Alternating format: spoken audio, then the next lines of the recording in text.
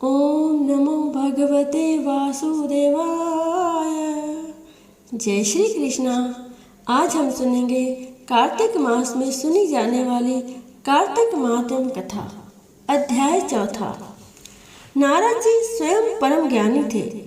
आप ब्रह्मा जी से ये सभी प्रश्न हम संसारी प्राणियों की भलाई के लिए कर रहे थे।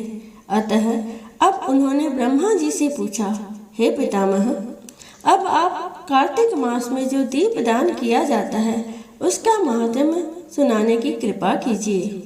नारद जी का यह प्रश्न सुनकर ब्रह्मा जी बोले, हे पुत्र, दीप चाहे स्वर्ण का हो या चांदी का, तांबे का हो अथवा मिट्टी का, अपनी सामर्थ्य और श्रद्धा के अनुसार कार्तिक मास में दान अवश्य करना चाहिए। कार्तिक में दीप दान करने से समस्त पापों का नाश हो जाता है। दीपक भगवान की मूर्ति के आगे, तुलसी के समीप, ब्राह्मण के घर या वन में, वृक्ष के नीचे अथवा गौशाला या धर्मशाला के आले में संध्या को जलाया जाता है। दीपक घी का जलाएं अथवा तेल का, परंतु उसे पूरे मास तक जलाएं। ब्राह्मण के घर दीपक जलाने से अग्निहोत्रम यज्ञ का फल प्राप्त होता है। जो ऊंचे स्थान अथवा स्तंभ पर दीप जलाते हैं उनके धन की वृद्धि होती है तथा वैकुंठ निवास मिलता है। दीप जलाते समय भगवान से प्रार्थना करें और कहें, भगवान, आपके ही निमित्त दीपक जलाता हूँ। कार्तिक में मथुरा, माघ में प्रयाग और वैशाख में हरिद्वार में स्नान तथा निवास करें। यह अत्यंत ही उत्तम है। जब सूर्य तुला, मकर अथवा मेष राशि में हो, उस समय किए जाने वाले नियम, व्रत, पूजा व दान बहुत उत्तम फल देते हैं।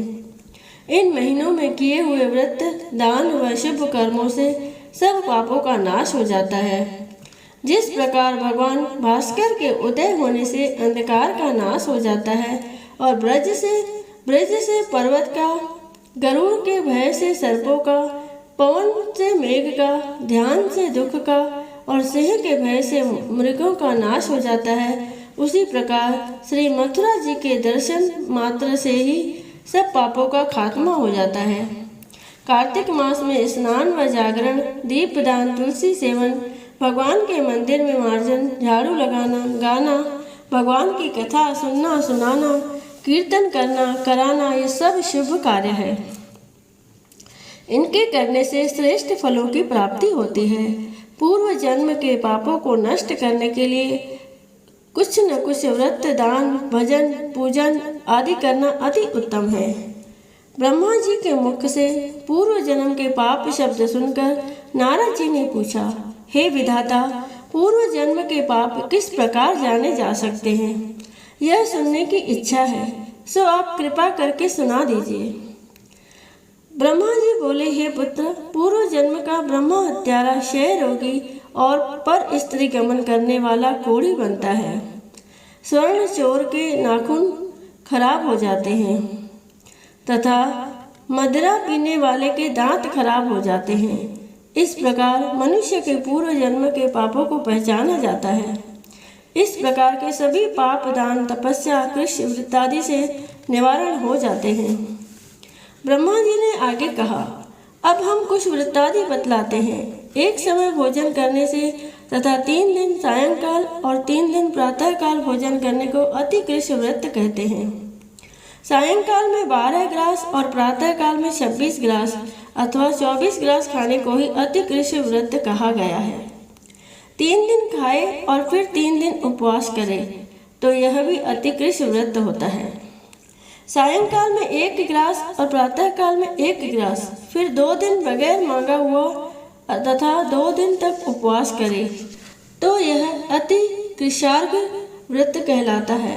21 दिन तक केवल दुग्ध या पानी पीता रहे तो यह कृषति व्रत कहलाता है। 12 दिन उपवास करना पुराक व्रत कहलाता है।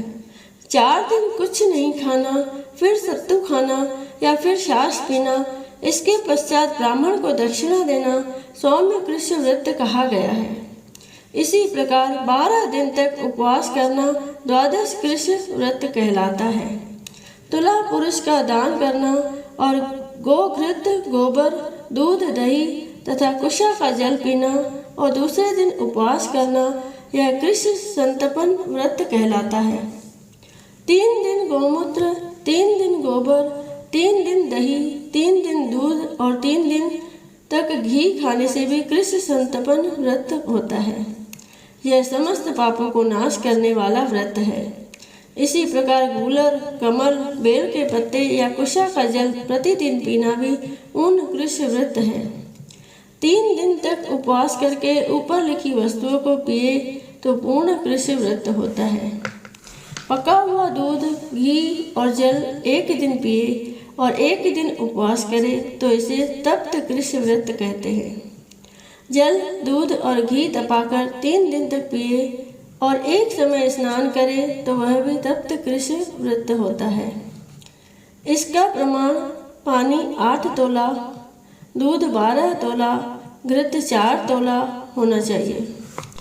कार्तिक शुक्ल चतुर्दशी को भगवान का पूजन करना चाहिए। उस रात्रि को उपवास रखकर और कमर तक जल में खड़े रहकर रात्रि भर भजन करने को जल कृष्ण व्रत कहा गया है। जो इस व्रत को करता है वह वैकुंठ को प्राप्त कर लेता है।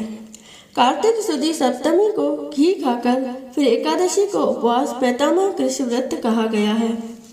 यह पैतामह कृष्ण व्रत करके दिन में भगवान श्री कृष्ण चंद्र का पूजन करे तो करने वाला तीनों लोकों में पवित्र होकर वैकुंठ को प्राप्त कर लेता है। कार्तिक शुद्ध छठ से 3 दिन उपवास करने से महेंद्र कृष्ण व्रत हो जाता है। इसे करके मनुष्य दुर्लभ वैकुंठ में वास पाता है। 3 दिन अन्न भक्षण करने और 3 दिन उपवास करने से पत्र पंचक व्रत हो जाता है। इसे वैष्णव कृष्ण व्रत कहते हैं। यदि एकम से पंचमी तक केवल दही खाए फिर एकादशी तथा द्वादशी को भगवान का पूजन करे तो उसे परम कृष्ण व्रत कहा गया है। इसके करने से श्वेत द्वीप में वास मिलता है। जो शुक्ल पक्ष की एकम से प्रतिदिन 1-1 ग्रास कम करता है तथा अमावस्या को कुछ नहीं खाता तो यह चांद्रायन व्रत कहलाता है। 1 ग्रास 2 तोले अर्थात 25 ग्राम के लगभग मानना चाहिए। एक बार में जितना भोजन आसानी से मुंह में आ जाए इतना ही ग्रास होना चाहिए। कृष्ण पक्ष के आदि में 14 को 5 ग्रास और फिर प्रतिदिन 1-1 ग्रास बढ़ाकर एक पक्ष में 240 ग्रास पूरे करने चाहिए। इसे भी चंद्रायन व्रत कहते हैं। 2 सप्ताह गाय के चारों स्तनों का दूध पिए, फिर 7 सप्ताह 2 स्तनों का दूध और फिर 6 दिन तक 1 स्तन का दूध पिए, फिर 3 दिन तक अन्न जल कुछ न लेकर केवल वायु ही सेवन करने से सोमपान नामक व्रत पूर्ण होता है। यह व्रत समस्त पापों का नाश करने वाला है। गेहूं तथा चावल की कांजी, दूध, दही, घी, जल और पंचगव्य तथा निम्नलिखित सब चीजें नियम पूर्वक कार्तिक मास में खाने से भी साप्ताहिक कृष्ण व्रत हो जाता है। इस व्रत को करने वाले को भी विष्णु लोक की प्राप्ति हो जाती है। इस व्रत को करने वाले को भी विष्णु लोक की प्राप्ति हो जाती है। बेल, पलाश, गूलर का काढ़ा और गर्म दूध पीकर एकादशी व्रत करने वाला द्वादशी को पारण करे तो निश्चय ही वैकुंठ में स्थान प्राप्त कर लेता है। जो व्यक्ति कार्तिक शुद्ध सप्तमी, अष्टमी, नवमी और दशमी को जल कमल खाए फिर एकादशी को उपवास करे तो यह लक्ष्मी व्रत कहलाता है। इस लक्ष्मी व्रत को करने वालों पर लक्ष्मी जी कृपालु बनी रहती है और अंत में उन्हें भगवान विष्णु के वैकुंठ लोक में वास मिलता है। प्रातः काल में 4 ग्रास और सायंकाल न खाने से शिशु चांद्रायण व्रत होता है। कार्तिक शुद्ध 14 के ब्रह्मकुश व्रत में गौरी का पूजन करना चाहिए। इसकी विधि इस प्रकार है। गौमूत्र, गोबर, दूध, दही, घृत और कुशा का जल लेकर इन सब को मिलाकर पंचगव्य बनाएं। लाल रंग की गौ का मूत्र, श्वेत गौ का दूध, नीली गौ का दही, काली गौ का घी। यदि किसी वजह से ये न मिल सके तो दूसरी तरह का भी पंचगव्य बनाया जा सकता है। मिलाए जाने वाली वस्तुओं की मात्रा इस प्रकार है। गौमूत्र 8 माशा यानी 8 ग्राम, गोबर 19 माशा, दूध 12 माशा, दही 10 माशा, घी 8 माशा और कुशा का जल 4 माशा। गौमूत्र गायत्री मंत्र पढ़कर गंध द्वारा से गोबर, पय पृथिव्या से दूध, दधि क्रावर्य मंत्र से दही, तेजोमसी पढ़कर घी और दविसेती मंत्र पढ़कर कुशा का जल मिलाना चाहिए। इसको कुशा के पत्तों में रखकर विधिवत हवन करें। वेद के इन मंत्रों से आहुति देनी चाहिए। इरावती, इंद्र, विष्णु विक्रमे, शर्वती, मन स्तोक, शवती इन मंत्रों से आहुति देकर बचा हुआ पंचगव्य पान करना चाहिए। यह पलाश के पात्र में या स्वर्ण अथवा चांदी के पात्र में पान करना चाहिए। एक दिन तथा रात्रि उपवास करें, साथ ही भगवान का स्मरण करें। यदि स्त्री व्रत करे तो अपने पति की दीर्घायु की कामना भी करे। आंवला या तुलसी का पूजन करना चाहिए। व्रत समाप्ति के निमित्त ब्राह्मण को गौदान करना चाहिए। इन व्रतों को करने से व्रत करने वाला भगवान का प्रिय पात्र तो बनता ही है, इस लोक में सभी सुख और ऐश्वर्य भोग कर अंत में मोक्ष को भी प्राप्त करता है।